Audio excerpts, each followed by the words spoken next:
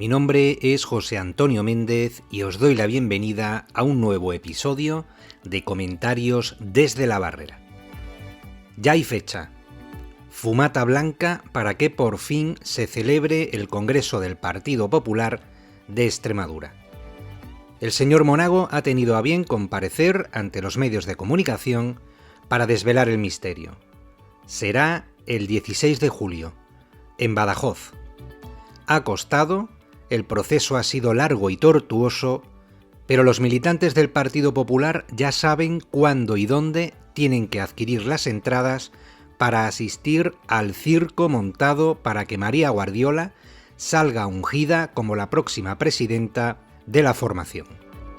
Desde su fundación, desde Adolfo Díaz Ambrona, pasando por Juan Ignacio Barrero, Carlos Floriano y el propio José Antonio Monago, será la primera vez que una mujer ocupe esa alta responsabilidad.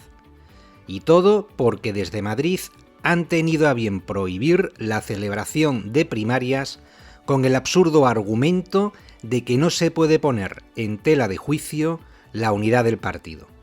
Feijóo, con esa cara de santo que Dios le ha dado, ha mostrado su primer tic autoritario, imponiendo como única candidatura la de la concejala cacereña, una auténtica desconocida tanto en su ciudad natal como en el resto de Extremadura. Lo cual demuestra que la nueva cúpula del PP nacional no tiene ni la más remota idea del sentir de los votantes y militantes del partido en la región. Así que, queridos oyentes, os pido disculpas, pero el episodio de hoy va a versar sobre todo este tinglado en el que el Partido Popular de Extremadura, más que un tiro, lo que ha hecho ha sido descerrajarse una ráfaga de metralleta a la altura de las rodillas, postrándose ante Madrid y, lo que es peor, ante el PSOE de Fernández Vara. De estas, el PP no vuelve a levantar cabeza, por lo menos hasta dentro de 2 generaciones. Y eso siendo optimistas. Pero vayamos sin más demora al análisis de la cuestión desde sus inicios, hace más o menos un año, hasta el día de hoy, en que se ha terminado por consumar el dedazo gallego. Durante ese tiempo hemos asistido a 2 acontecimientos en paralelo. Unos se han bajado los pantalones y a otros se les ha caído la careta. Hasta la caída en desgracia de Pablo Casado y de Teodoro García Egea, parecía claro que Monago tenía sus días contados al frente del Partido Popular de Extremadura y que María Guardiola sería la elegida para sucederle. Monago estaba más que amortizado y sería llamado para ocupar nuevo destino en la capital del reino. Bien con un escaño en el Senado, ese cementerio de elefantes en el que recalan los trastos viejos, o bien con algún cargo orgánico en Génova 13. Así lo habían decidido el antiguo secretario general y su mano derecha en estos tejemanejes, el inefable Alberto Casero. Pues bien, en manos de estos 2 muñidores recaía la fontanería del partido, con lo cual no es de extrañar el desastre que ha sobrevenido con posterioridad. La debacle llamaba a la puerta mientras ellos, ebrios de soberbia, disponían a su antojo del destino de sus acólitos, poniendo y quitando de las listas electorales a afines y rebeldes.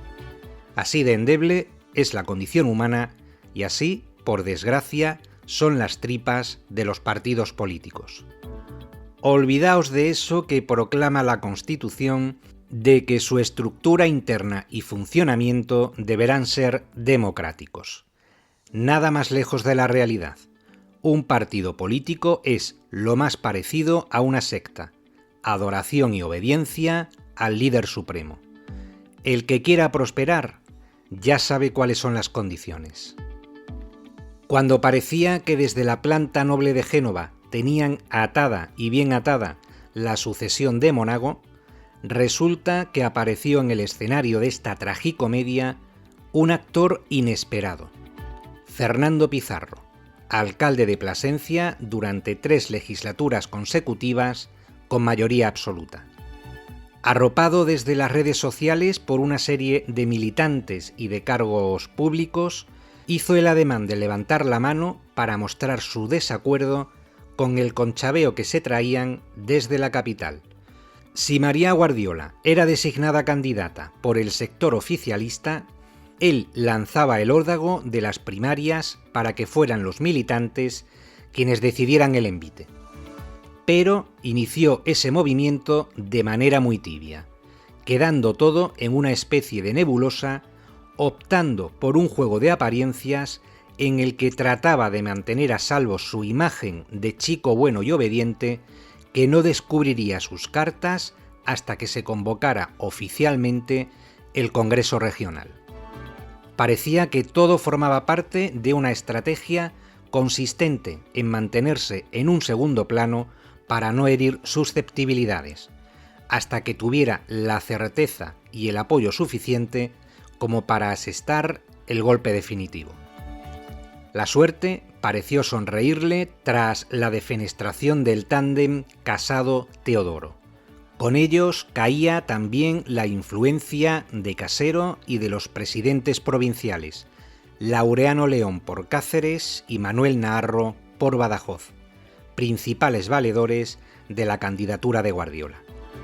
Se entró entonces en una fase de ilusión y de esperanza en la que las acciones de Pizarro subieron como la espuma.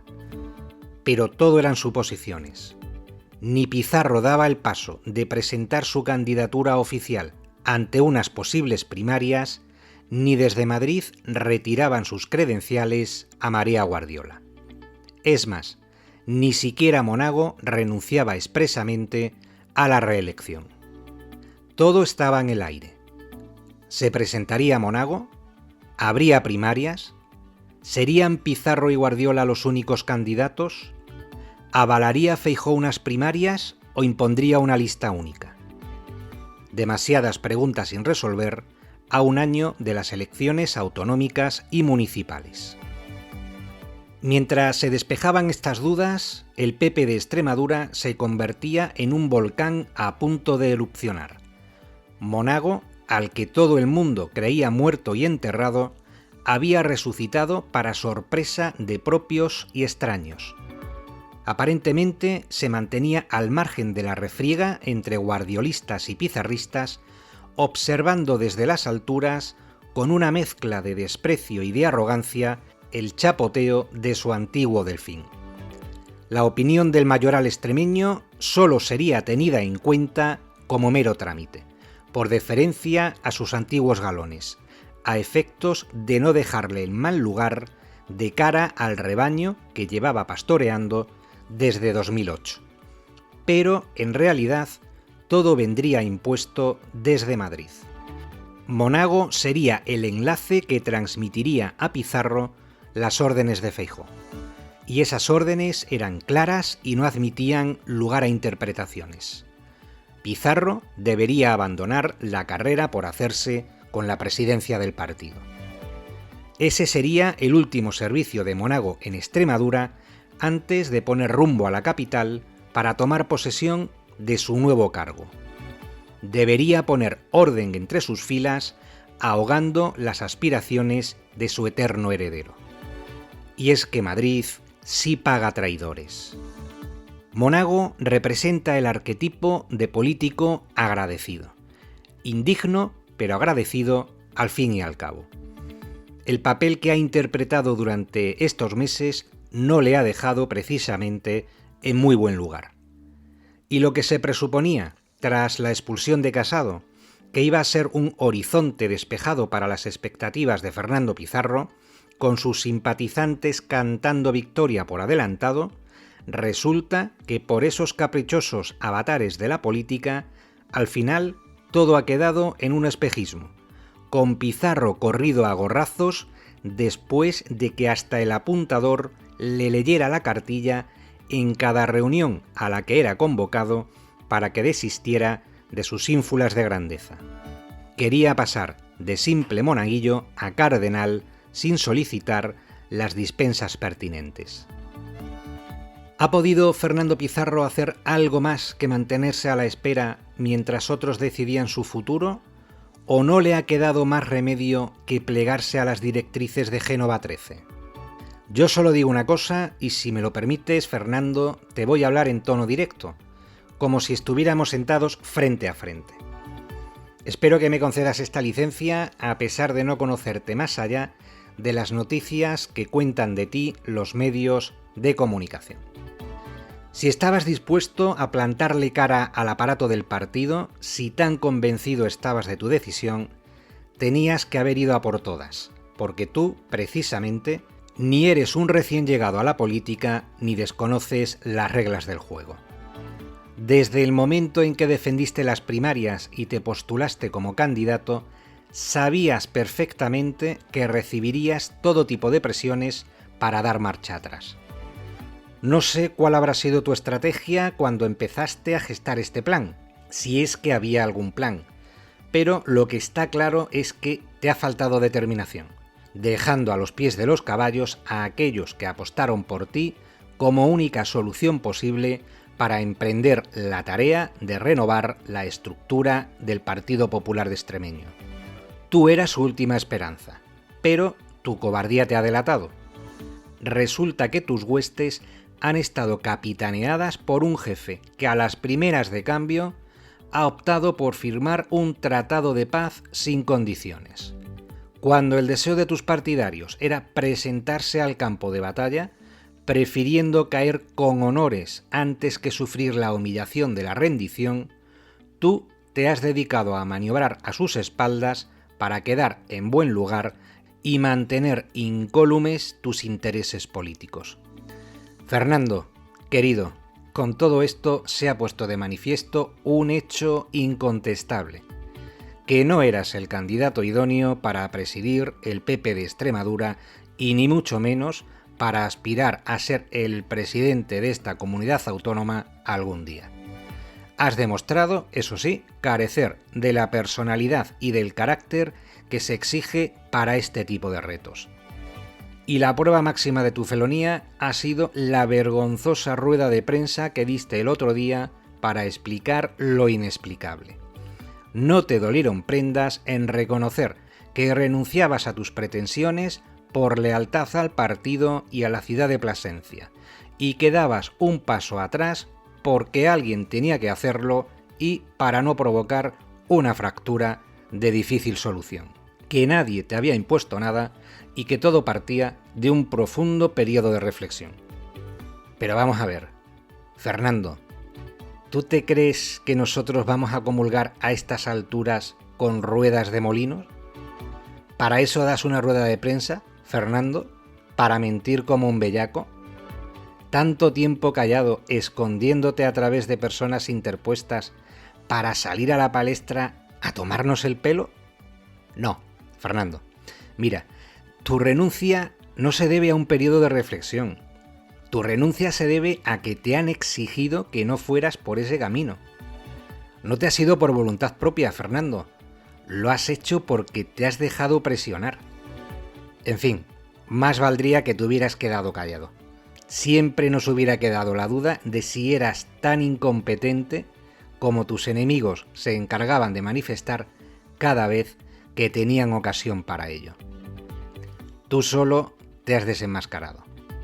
Y después, para mayor INRI, en el turno de agradecimientos y con el mayor de los descaros, Fernando, vas y te acuerdas en tono laudatorio de las dos personas que te han obligado a retirarte, de Feijóo y de Monago.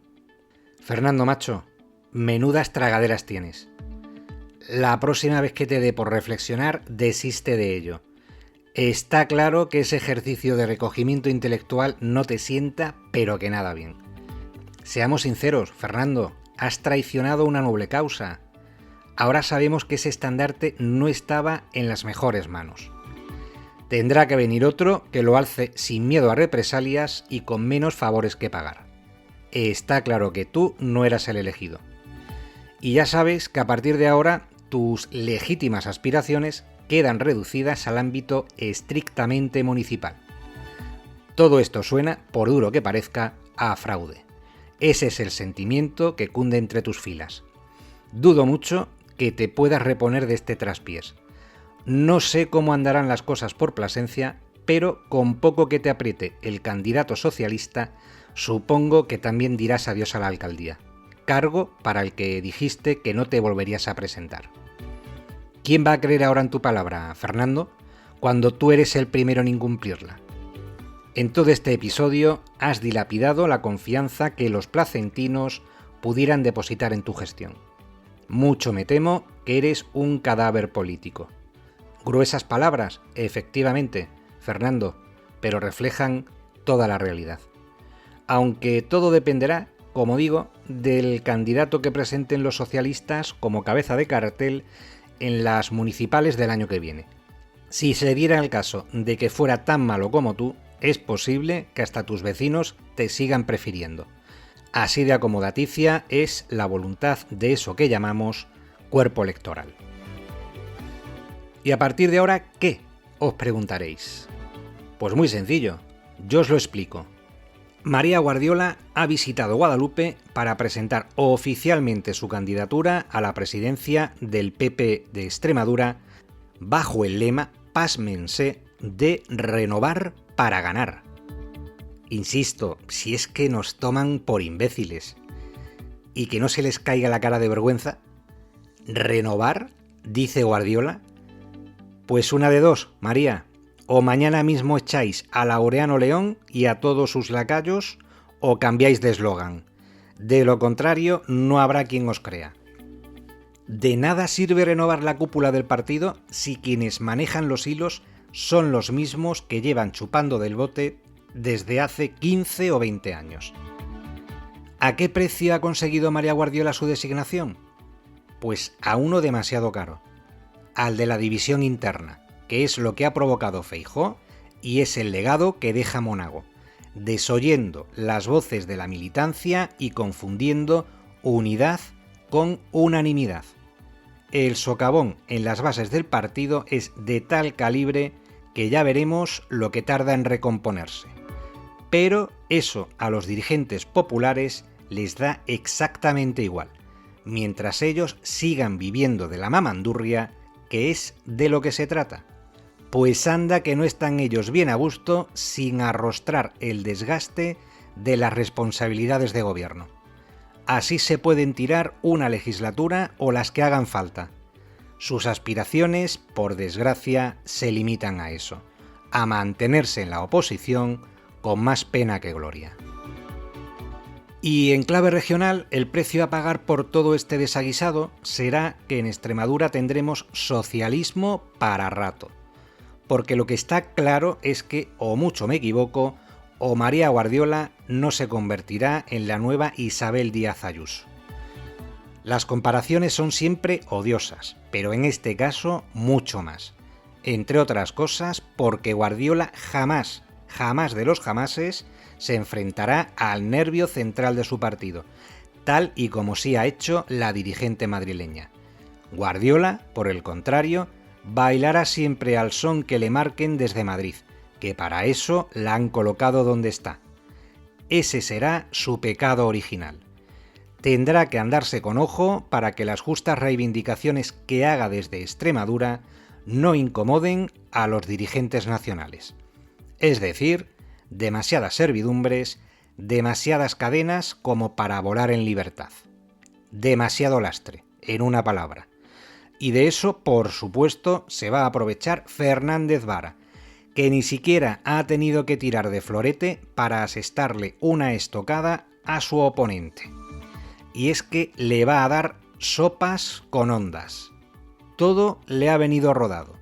Le basta con asistir como mero espectador a la fase de descomposición del Partido Popular, limitándose a recoger los frutos con indisimulada satisfacción y sin apenas esfuerzo. Y es que hará falta algo más que un milagro de la Virgen de Guadalupe para que veamos a María Guardiola como presidenta de Extremadura. A falta de un año para las elecciones, no parece que la señora concejala vaya a dar la sorpresa. Y ese será el argumento perfecto esgrimido por sus protectores. Ya sabéis, con la consabida cantinela de que era prácticamente imposible desbancar a Fernández Vara la primera vez que lo intentaba, se volverá a reincidir en el error de apostar por el mismo caballo perdedor para los próximos 4 años. Y así, queridos oyentes, nos plantaremos en 2027, que se dice pronto. Esperemos que para entonces haya surgido la figura que, libre de ataduras, haga tambalear el señorío socialista. De no ser así, esto será el cuento de nunca acabar, y la renovación pendiente de la que hablaba en un episodio anterior seguirá en estado de frustración y sin fecha de caducidad.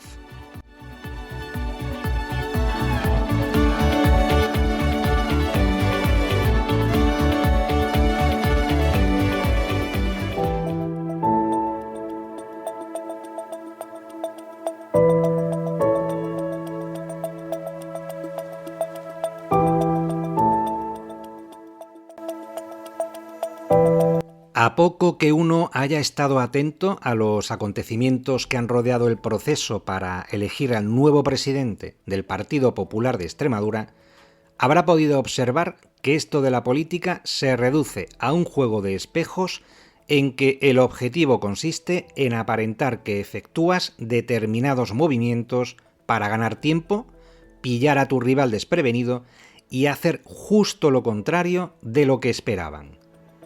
Todo es mentira, todo es traición. Todo se reduce a salvar los muebles y a mantener la cuota de influencia de la que vienen disfrutando eminentes personajillos desde tiempos inmemoriales. Personajillos, por cierto, que no han cotizado ni un solo día a la seguridad social más allá de las sinecuras acumuladas a lo largo de sus tenebrosas trayectorias. El partido les importa un comino, lo utilizan como plataforma y coartada perfecta para mantener intactos sus intereses personales, y si para ello tienen que pasar por encima de legítimos movimientos que buscan revertir esa situación, pues que así sea. Luego vendrán las caras de extrañeza cuando se vean superados por partidos como Vox. Su codicia y su ceguera son de tal magnitud que les impide atisbar lo que para todo el mundo es un hecho consumado. Esa será su penitencia, que no verán venir el rayo que dé con sus huesos en el suelo. Eso sí, será una caída de lo más dulce. Ya se encargarán de amortiguar el golpe sus bolsillos acolchados de euros acumulados durante tantos años de ruindad moral, donde fuera de la política no sabrían este tipo de personajes dónde ganarse la vida decentemente. Por lo tanto, descanse en paz el Partido Popular de Extremadura hasta nuevo aviso.